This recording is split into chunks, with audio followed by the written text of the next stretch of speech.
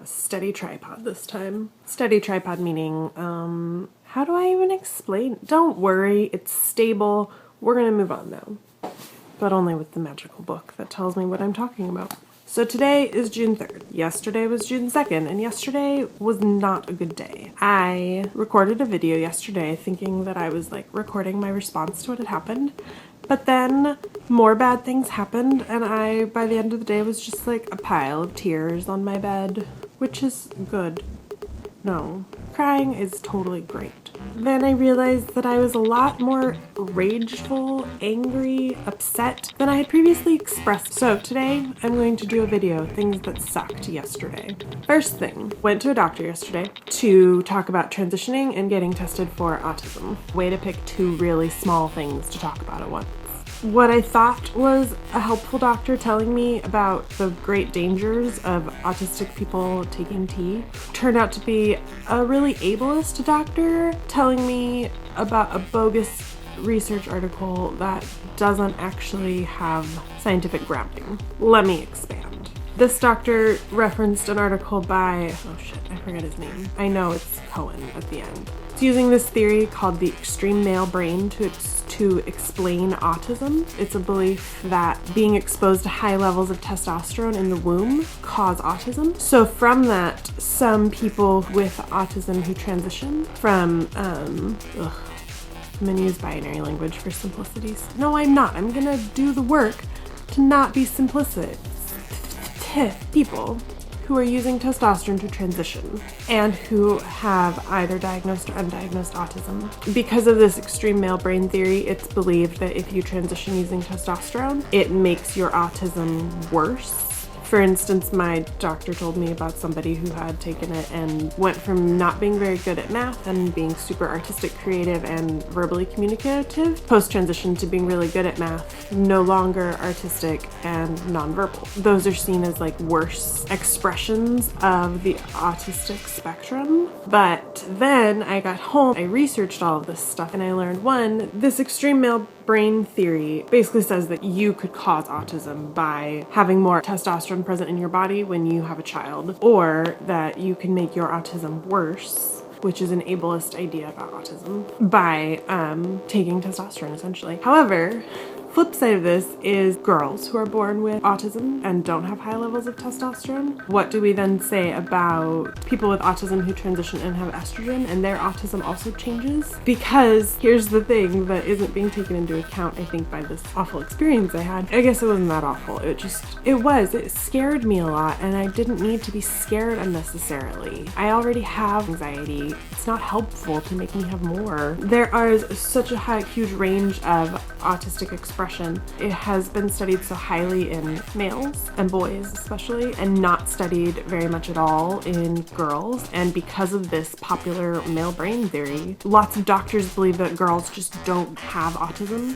Because if it's caused by having an extreme male brain, brains aren't male and female, they're just brains. There's scientific research into that too.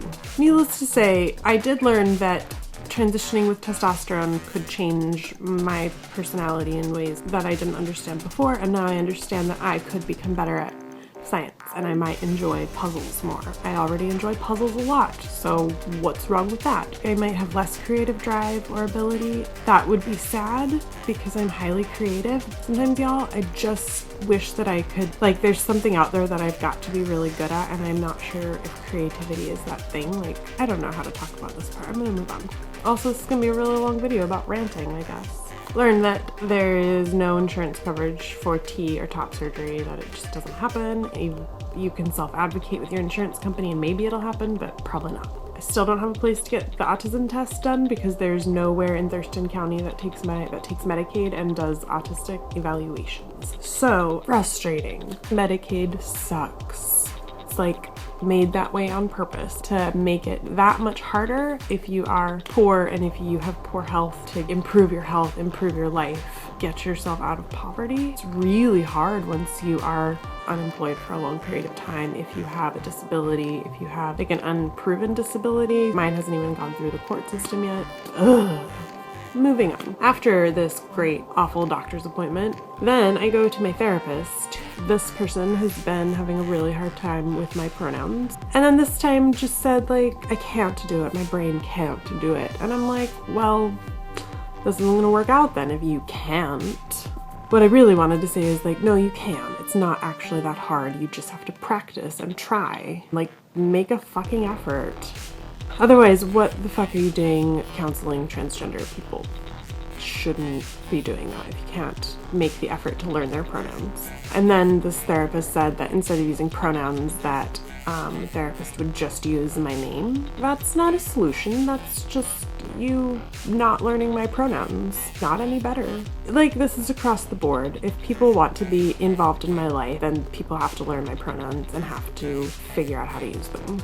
Otherwise, it feels awful for me. It creates this conversation where I don't exist because my pronouns aren't being used. Why would you want to make someone feel invisible? And when my pronouns are used in sentences, it makes me feel so good. Like, it makes me feel euphoric. It makes me feel lovely. So why wouldn't you want, like, ugh.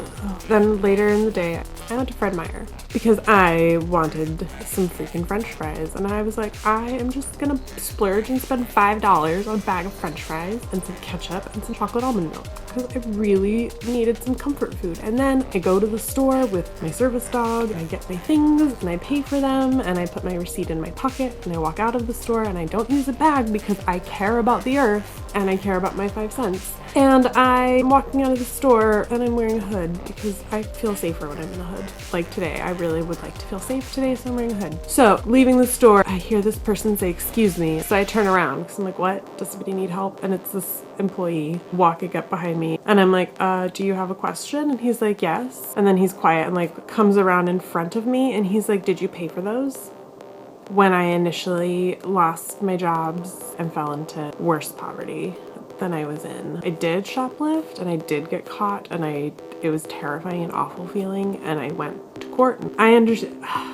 I want to talk about white privilege in this because I'm also, like, I also know that the reason I had the privilege of going through the court system and getting to do community service instead of being shot or arrested or worse is because I'm white. I would like to acknowledge that. And that's probably the same thing that happened yesterday. Like, because I have my white skin, it's not that bad to get stopped and asked to be paid for something. And I understand that that is a privilege that I got asked rather than somebody assuming that I had stolen and just firing on me or calling the cops and arresting me. It was just such a bad day to then just be questioned and assumed that I was stealing when I don't know, like, it made me wish that I had stolen, honestly. And then this guy makes comment about my service dog being really cute. Any of you who don't know proper service dog protocol out there, let me tell you, if somebody has a service dog, it is the same as if they had a wheelchair or a cane or a prosthetic limb. You don't comment on it, you don't look at it. So this man had a prosthetic and commented on my dog, my service animal, being cute. And so, like, to add insult to injury, having my disability then made invisible by discounting the fact that I have an assist device. Who cares if it's a small animal that is really cute? It's my assist device. Don't talk about it. I didn't say anything about your... Now I want to say really rude things. By the end of the day, I felt pretty much like invisible and really poor, trapped in a shitty town. I know that things like this happen everywhere, but still feels awful. Yeah.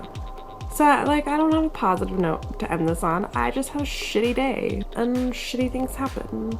Have you all had shitty days like this? What are your experiences with transphobia and heterosexism and cisgenderism, racism? I know that my white privilege came into play in all of this today, and I understand that some of you might have had much worse experiences. If you want to share those, please feel free. Not might have had, some of you have probably had much, much worse experiences than this. So let's just hash it out in the comments below, okay? Like, fucked up shit has happened to us, a lot of us, so let's talk about it instead of holding it in and keeping ourselves isolated with all this shit that happens. Instead, let's be a community ranting about the shit that happens to us because of our various identities and disabilities and abilities and assist devices and blah, blah.